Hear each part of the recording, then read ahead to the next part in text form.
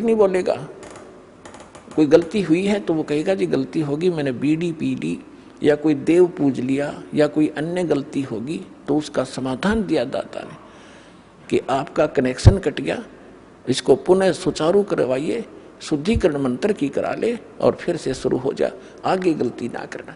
तो ये थोड़ा सा ऑप्शन इसलिए लिया परमात्मा ने कि इस काल ने पूरे मानव को अज्ञान से भर रखा है और एक परिवार में एक या दो ही परमात्मा का बच्चा प्रथम आता है और वो कोई ना कोई ऐसी समस्या उसके आगे अड़ ही जाती है जिस कारण से संघर्ष करते करते भी गलती बन जाती है।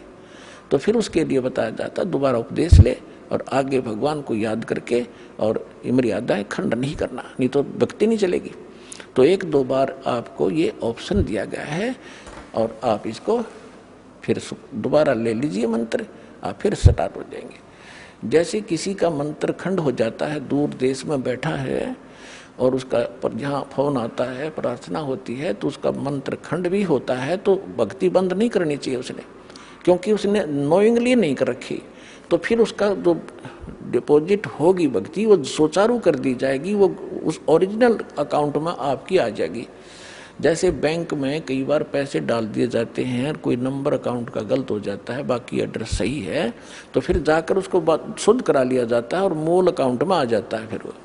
तो ऐसे आप कई एक भक्त कह रहा था जी मेरे को ना किसी ने बारात में गया हुआ था और कैंपा कोला में बियर डाल दी, मेरा नाम खंड हो गया। उसके घर वाले कह रहे थे जो फिर शराब पीने लग गया।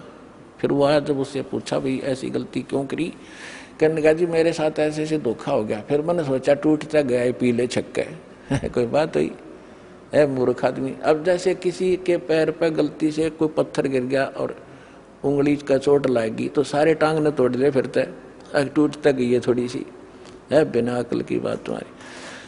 तो उसको ऐसा नहीं करना चाहिए। वो खंड आपने किया नहीं, किसी कारण से हो गया तो वो खंड भी नहीं होता ऐसे। अगर किसी ने आपके साथ धोखा किया है तो आपका नाम खंडित नहीं हुआ। फिर भी शंका बनी है तो सुचारू करवा लीजिए, वो कोई दिक्कत नहीं। और भक्ति नहीं छोड़नी चाहिए, वो करती रहनी चाहिए। किसी भी कारण से खंडित हो भी गया है, साधना करते रहिए, लेकिन इस उद्देश्य से कि फिर माफी मांगूंगा या घर बैठ के करते रहे तो बिल्कुल कभी अकाउंट आपका नहीं जुड़ेगा, सदा के लिए खत्म हो जाएगा। इसलिए ऑप्शन दिया गया कि दोबारा आके सुचारू करवा लीजिए और दीक्षा अपनी फिर से चालू कराइए कनेक्शन। तो परमात्मा ने बताया है कि गुरु मानुष कर जानते ते नर कहिए अंध, महादुखी संसार में फिर आग गए यम के फंद। अब गुरु जी के सामने कैसे व्यवहार करें, कोई अभिमान शब्द नहीं मुख से निकले। जिन बातों से गुरु दुख पावे उन बातों को दूर भगावे।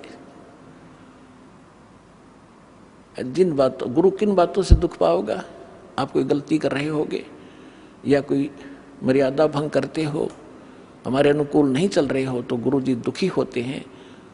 इसलिए उन बातों को तुरंत त्याग देना चाहिए जिससे गुरु दुख हो। गुरु दुखी तो भगवान दुखी, और भगवान दुखी होगा तो काहे के भक्तम।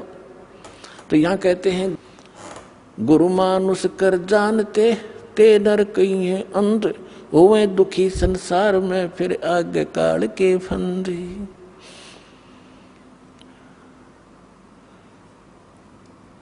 गुरु को पुरुष कर जाने और पूरे गुरु की सेवा ठाने। तो जो प्रसंग चल रहा है कि आप जी ने गुरु जी को परमात्मा मानना चाहिए, गुरु जी को एज ए गॉड ट्रीट करना चाहिए। क्योंकि जब आप यहाँ से शरीर छोड़कर जाओगे, जैसे आपको कथा सुनाते हैं कई बार कि अजाजिल नाम के एक भगत थे, जैसा उनको गुरु मिला उसने अपने उस साधना की परिणाम यज्ञ ही किया उसने, और वो वहाँ जाकर उसकी परीक्षा हुई तो फेल हो गया। तो खाक परीक्षा की, खाक उसने साधना की, सामने लड़का खड़ा कर दिया और उसके वचन का है, और भगवान कह रहे परिणाम कर, फिर अपनी औकात नहीं भूला वो। तो तुरंत अगर उसमें सच्चे ढंग से की होती तो वहाँ अकड़ मिलती ही नहीं, उसमें वो अभिमान ही नहीं मिलता, तुरंत कर देता।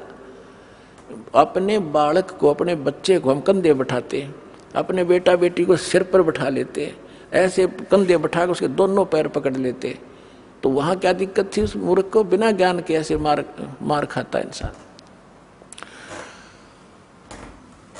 तो पुण्यात्मा, जब आप यहां से शरीर छोड़कर चलोगे, ठीक आपकी साधना जो कर रखी है वो जैसे मूल कमल से चलोगे, और मूल कमल से चल के फिर आपका जो सब, क्योंकि मूल कमल फिर स्वाद चक्र, नाभि चक्र, हृदय कमल, कंठ कमल, फिर त्रिकुटी पर पहुंचोगे। तो यहां तक तो आपका अकाउंट क्लियर मिलेगा, लेकिन त्रिकुटी पर जाके